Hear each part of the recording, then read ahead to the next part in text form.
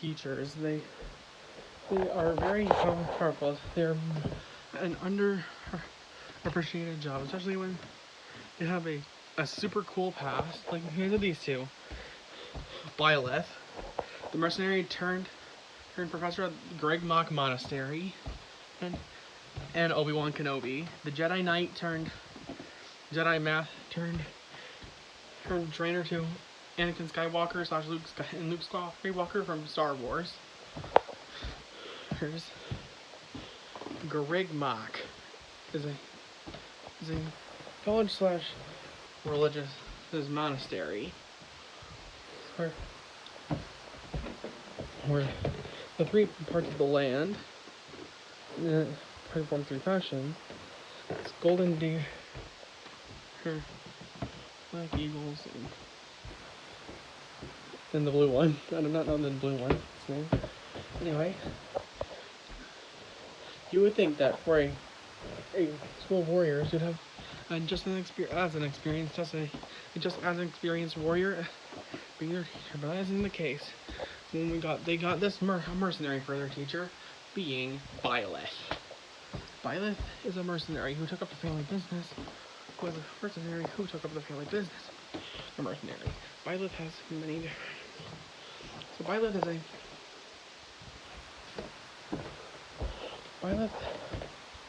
was by far the worst addition to Smash by far, but that's another tangent for another day. Byleth in terms of weaponry has one notable piece of arsenal that is tied to other parts of his arsenal, his dang Smash moveset. The Sword of the Creator. A weapon wielded by Sothis. A weapon created by Sothis is one of the 4 relics to the world. The other ones being Dimitri's lance, Claw's bow, and Edelgard's axe. Wait, so Byleth's now the entire Lord of the Rings cast? There was never a spear there's never a pole arm in the Lord of the Rings. Dang it! Anyway, okay, Byleth with the Sword of the Creator has the notable. This sword also works a lot like a whip. Byleth also has this weird ability called Divine Pulses, where basically it's like Sawarudo! JoJo's Bizarre Adventure, where it stops time around him and allows Byleth to correct any mistakes. Byleth has pretty strong. See how he and or she, alongside the help of either the Golden Deer or the blue guys, I do not know their name, had taken down the Flame Emperor Edelgard. Theoretically, should be one of the strongest students at Greg Mock. Byleth, in terms of speed, he can theoretically be comparable to other Fire Emblem characters, or later Fire Emblem like Roy. You got Byleth also appearing in Fire Emblem Heroes.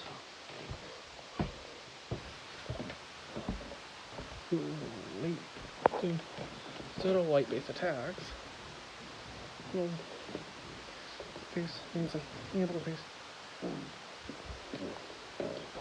And there's durability. Byleth does have some surprisingly durable. However, Byleth actually only has. So with the other relics, he has his own. Byleth has his own ways of using. Byleth's axe is basically work. He does it like a normal axe, but charges up way too much and has way too much kill power. Whole arm, he just swings it, and for fail not, he just holds it and can shoot light. These projectiles. And shoot a light-based projectile. They cannot be reflected for some reason. However, Byleth is not perfect. The Byleth is, at the end of the game, still human, and I feel has a finite amount of divine pulses he can do. No physical strain starts going on the Byleth's body. Byleth truly is one impressive fighter. Mare! The Jedi Council, a group of basically the most powerful space wizards, is trained in the Force. The Force is a new concept for this, since no character before uses anything. Well, I like it. So Obi Wan is the first Force user in this series. Yay! Anyway, Obi Wan should be comparable to. Obi Wan was trained by Qui-Gon Jinn before Qui-Gon was killed by Darth Maul.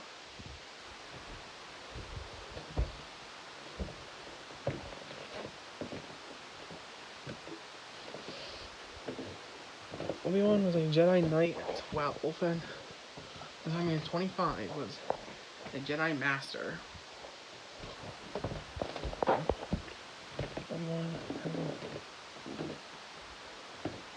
Obi-Wan, in terms of power, it should be comparable to people who could stop a black hole, and comparable to Anakin, who was a part of the Dreadnought. It should be superior to Anakin, who lifted up a Dreadnought.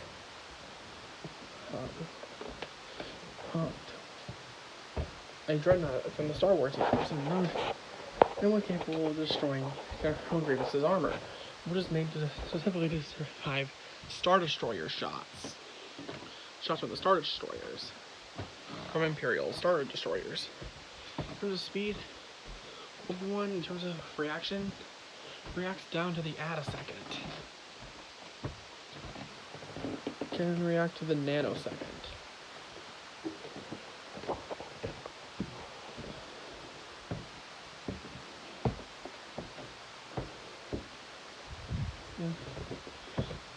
But should be comparable to Anakin, who could dodge energy-based attacks from Darth Sidious, who could comparable to Luke, who in Star Wars Episode 5.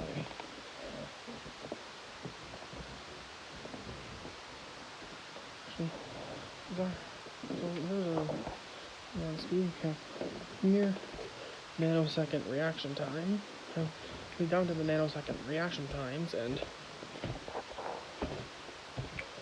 we don't know actions speed. Durability wise, Obi-Wan can survive a lot. However, his most powerful trick is when someone strikes him down, he becomes a Force Ghost. And he died in the Force Ghost's case. He can still theoretically use the since similar things like Yoda, his Force Ghost, could in theory allow him to still fight from beyond the grave. However, Obi-Wan's not perfect. He tends to rush into battle without much of a strategy, and tends to just rush into battle, albeit with some high strategy, and is held back by his Jedi code to not. However, that's to civilize them.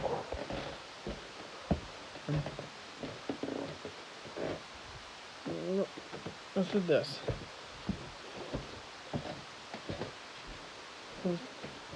Jedi Master. Hello there. Alright, our trainers are set. Let's see which one takes this. We'll school the other one in this fight. This time for a fight.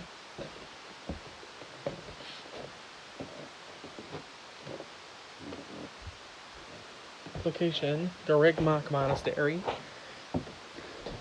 Byleth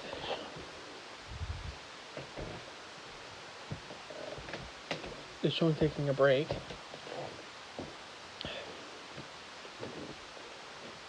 After orchestrating a huge battle against a rival army.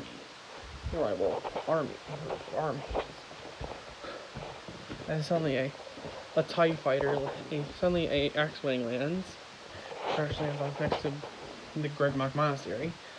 His out comes General Kenobi. He says, "Another happy landing." Because Byleth points the sword of the creator at Obi Wan, you need to leave. You will let me stay around, at least until I can fix my X-Wing. As Byleth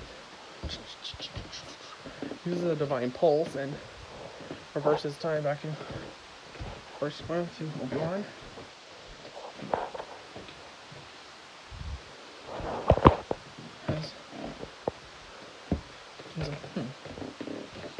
This is an impressive skill.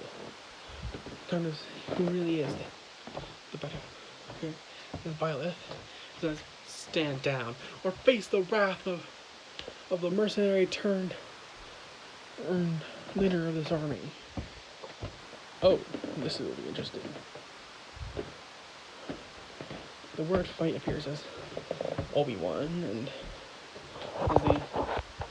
as Byleth runs straight towards Obi Wan, the word fight appears as Byleth wraps the sword of the creator's whip around Obi Wan, but he tries to. However, Obi Wan starts wrapping around him. He uses the force to push the whip back. Obi Wan then goes into here and slashes with a lightsaber. As Byleth's sword of the creator and Obi Wan's lightsaber start colliding.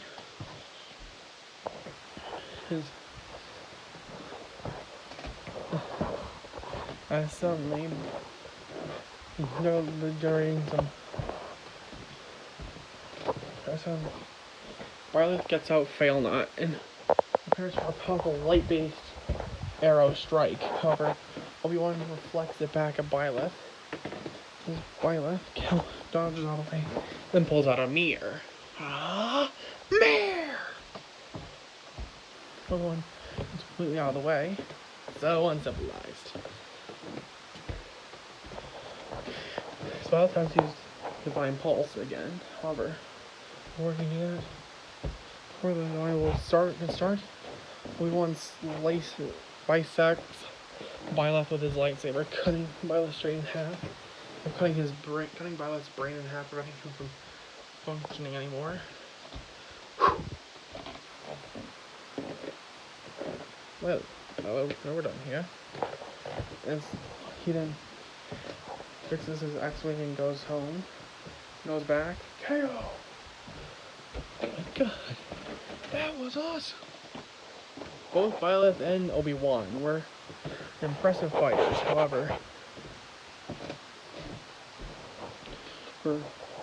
while Byleth may have had more experience as a mercenary and fighter, as a result of being a mercenary, Obi Wan better overall moveset allowed him to take this fight a lot more frequently. At the end, looks like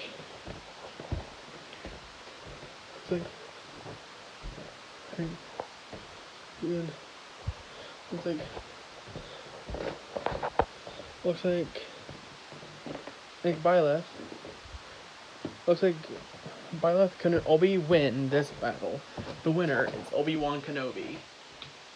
That's a name I haven't heard in a long time. Next time on this series.